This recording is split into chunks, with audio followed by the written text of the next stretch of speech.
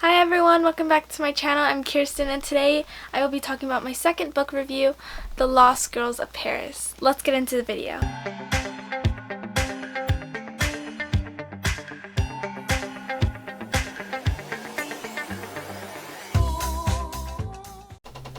Okay, so the book that I'm talking about is The Lost Girls in Paris, written by Pam Jenoff and published in 2016.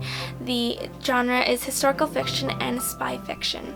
It is based in World War II and takes place in all sorts of places all over the world. Manhattan, Washington, and of course occupied France, and I believe also Germany.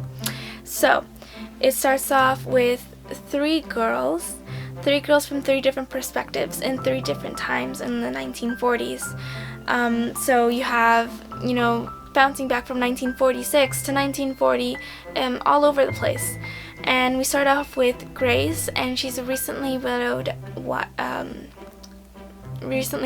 and she goes one day, she finds a suitcase in a train station, and that opens the door because she wonders who owned this, and you will find out later on, but it's really interesting. We have the second woman is Marie, and she is a young unmarried woman. She has one child, Tess, and she makes a hard decision to go to Scotland and leave her child behind, sadly, and to serve as an SOE agent. And the third one is Eleanor Trigg, and she is the one in charge of the SOE girls. She's the one that, said, hey, I know that this may be weird, but we can open this up and we can get a lot more things done with these girls. And she was a secretary at first, and she moves her way, and she's very caring, but she's very stern, and she loves her girls, and she has a whole entire adventure. Each of them is trying to find each other. Basically, they all collide in the book, and their stories match. Not all of them meet each other, but they will all mix together and it will become a beautiful ending. And it's really nice, and I like that.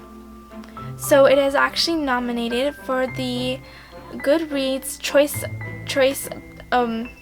the Goodreads Award Best for Historical Fiction, and that's quite wonderful. So the book is actually inspired, the Eleanor, the character, by Vera Arkins, I believe that's how you say it. She's actually Romanian born, and she immigrated in the 1930s as like a secretary to SOE, and she was just like what you will see in the book, basically Eleanor Trigg, and you will see that how that it will merge. She went out to go search for all of the girls that were lost, and many of them to this still day. She specifically, tried finding them because, Nash Bell, I don't know how to speak German, but it was basically an operation of night and fog in World War II created by Hitler, so he could, just remove high office rank people without a trace, usually by shooting them, but they would be without a trace, and many people still to this day are sadly not found. So the author is Pam Jenoff, and she actually written many other books, The Orphan's Tale, The Ambassador's Daughter. She actually holds a bachelor's degree in international affairs from Washington University and a master's degree in history from Cambridge. And she received her Juris, I believe that's how you say it, doctor, from the University of Pennsylvania. She was actually working in the Pentagon as well. This one inspired many of her stories, and also was a diplomat in the state handling of the Holocaust issues in Poland. So that's very lovely. She's well accomplished.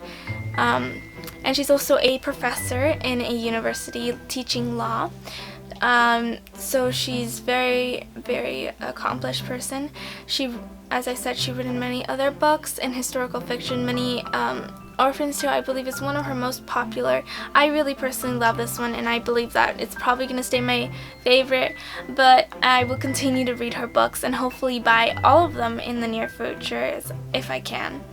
And this book was actually very funny when I first found it, because I was first saw it at Costco when I was searching through the books. I had no money then, and I was like, oh, well, all these beautiful books I can never buy. And I just saw this one, and I was like, oh, this is really cool. And I just took a picture of it and forgot about it for about a year. Then later, I went to Target one day, and I was like, well, me and my sister want to read something before bed, and we like to do that. We just finished reading Esperanza Rising, and we wanted to find out another book to read. So I went to Target with some money this time, and I actually ran into this book, and I was like, wow, this is like so weird. I found this book, and I thought I was never gonna read it, so I just, you know, I didn't even tell my sister. I was like, you know, this is what we're gonna read. And we bought it, and I bring it home, and we read it together at night. And it was basically like a bedtime story. We both enjoyed that very much. And we were always hoping to find out what's the next thing, you know, during the book, when, you know, I'd fall asleep and have a dream and be like, oh, I hope this is what happens. But these are very lovable characters in the story, and I fell in love with it. And because I want to become a historian so much, I just really gravitated to this book, especially in World War II. I love World War II.